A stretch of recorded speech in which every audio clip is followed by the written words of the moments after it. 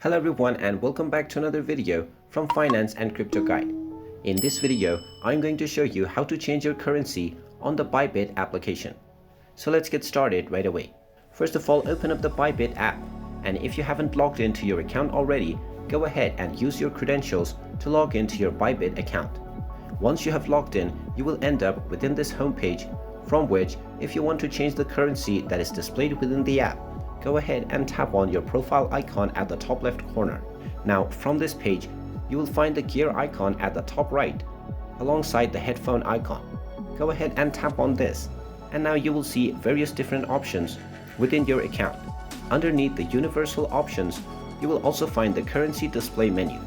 Go ahead and tap on it, and now you can select from various different currencies that are available within the application.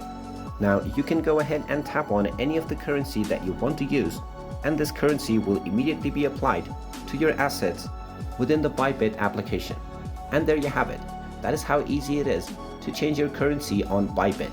If you find this video helpful, make sure you hit that like button and subscribe to our channel if you haven't done so already. Also ring that notification bell to never miss another update from us.